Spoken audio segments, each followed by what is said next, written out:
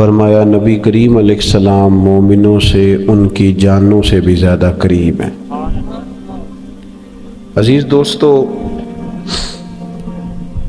بہت سارے دنیا میں رشتے انسان کے ہوتے ہیں، لیکن کچھ رشتے بہت گہرے احساس کے رشتے ہوتے ہیں۔ ان سب رشتوں میں ہمارا سب سے حساس رشتہ نبی کریم علیہ السلام کے ساتھ، اور قرآن مجید نے فرمایا کہ یہ محبوب تمہاری جانوں سے بھی تمہارے زیادہ قریب ہے۔ آج تک کوئی نہیں بتا سکا کہ جان انسان کے جسم کے کتنا قریب ہوتی ہے، تو جو جان سے بھی زیادہ قریب ہے۔ نبی کریم علیہ السلام اپنی امت کے لیے بہت زیادہ احساس فرماتے۔ یہ جو ہر عنوان پر آپ کو نبی پاک علیہ السلام کے ارشادات ملتے ہیں، تعلیمات ملتی ہیں، تربیت ملتی ہے، اس کی بھی وجہ یہ ہے کہ اللہ کے محبوب علیہ السلام بہت احساس فرماتے اپنی امت کا، جگہ جگہ پہ سمجھاتے، قائل کرتے۔ ہمارے اندر جتنی بھی کمزوریاں ہیں حضور علیہ السلام نے ان سب کی نشاندہی فرمائی۔ جن رستوں پہ ہمیں چلنا تھا ان سب رستوں کو واضح کر کے کھول کے حضور نے بیان فرمایا۔ اس کا نتیجہ یہ نکلا کہ امت مسلمہ کے پاس نصاب زندگی اتنا زیادہ ہے کہ کسی سے بھی کوئی چیز مستعار نہیں لینی پڑے گی، کسی سے بھی کوئی چیز ادھار نہیں مانگنی پڑے گی۔ سارا کچھ رسول کریم علیہ السلام نے ہمیں اپنے فضل سے اور اپنی رحمت سے عطا فرمایا، اور اس پر نبی پاک علیہ السلام کا اپنا فرمان شاہد ہے۔ کریم فرماتے ہیں کہ میری اور تمہاری مثال اس شخص کی طرح ہے جس آدمی نے آگ روشن کی تھی تو پتنگے اس میں گرتے تھے، تو وہ ان پتنگوں کو روکتا تھا کہ تم اگر آگ میں گرو گے تو جل جاؤ گے۔ وہ بار بار ادھر جاتے تھے، گرتے تھے۔ حضور فرماتے ہیں تم بھی ایسے کام کرتے ہو جو تمہیں دوزخ میں لے جائیں گے، اور میں تمہیں سینہ بند سے پکڑ کے کھینچ کے کہتا ہوں یہ کام نہ کرو، دوزخ میں جانے والا، تمہیں بچانے کی تدبیریں کرتا ہوں۔ اللہ کے پیارے رسول صلی اللہ تعالی علیہ وسلم کی جو تبلیغ ہے وہ بھی اس طرح نہیں ہے جس طرح آج میری طرح کے لوگ تبلیغ کرتے ہیں، کہ اس میں بعض جگہ پہ جارحانہ پن بھی پایا جاتا ہے، شدت بھی پائی جاتی ہے، اور بعض جگہ تبلیغ و اشاعت سے زیادہ پروٹوکول اور شہرت کا دخل ہوتا ہے۔ نبی پاک علیہ السلام کی جو تبلیغ ہے اس میں نہایت درد ہے، نہایت احساس ہے۔ کبھی آپ نے دیکھا ہے کہ ماں جب اپنے بیٹے کو سمجھانا چاہتی ہے یا باپ اپنے بیٹے کو سمجھانا چاہتا ہے تو اسے سامنے بٹھا کے جملوں کی عمدہ اور اعلیٰ ترتیب کے چکر میں نہیں پڑتا، بلکہ اس کی خواہش ہوتی ہے کہ کسی بھی طریقے سے میرا بیٹا بری عادات کو چھوڑ دے۔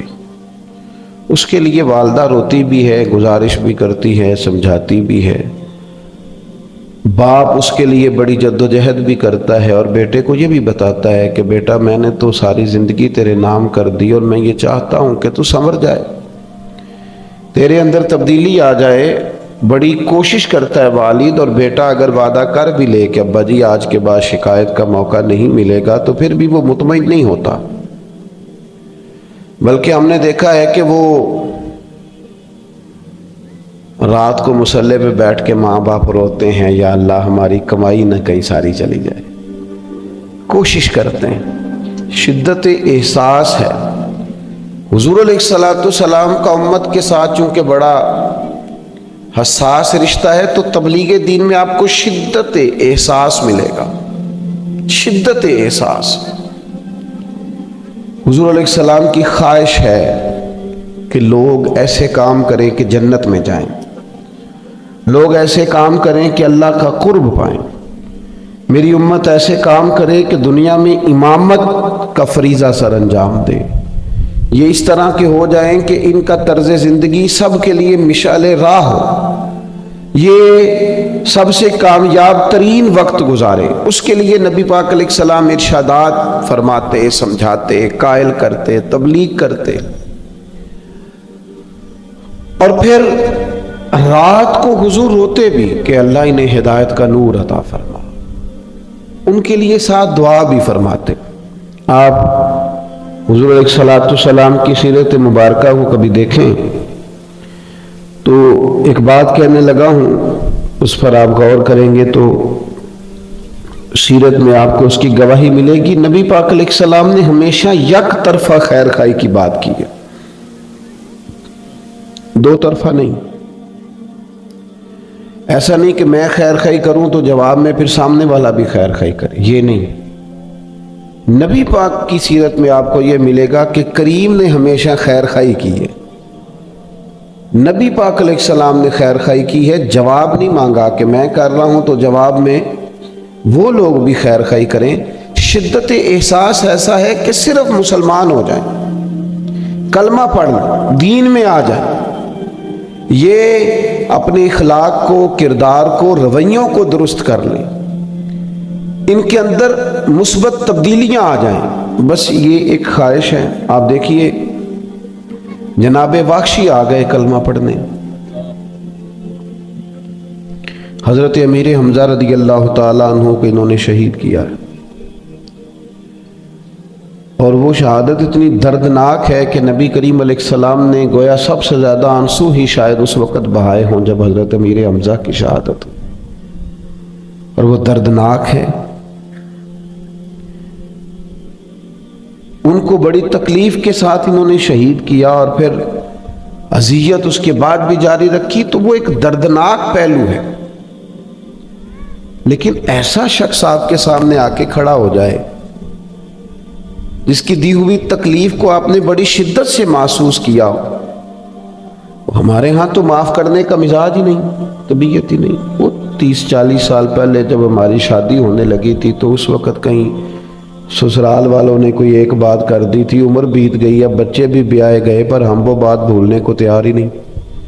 جب لڑائی شروع ہوتی ہے بات وہیں سے شروع کرتے ہیں، وہ تیرے ابا نے یہ کہا تو بھائی اب چھوڑ بھی دے، اب تو بات بڑی دور نکل گئی، معاف کر دے، جانے دے۔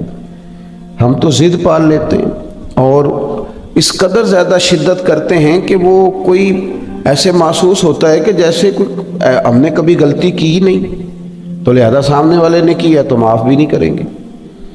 وہ جناب واخشی آئے، اور ساری بات کا خلاصہ یہ ہے کہ انہوں نے عرض کیا کہ میری بھی معافی ہو جائے گی،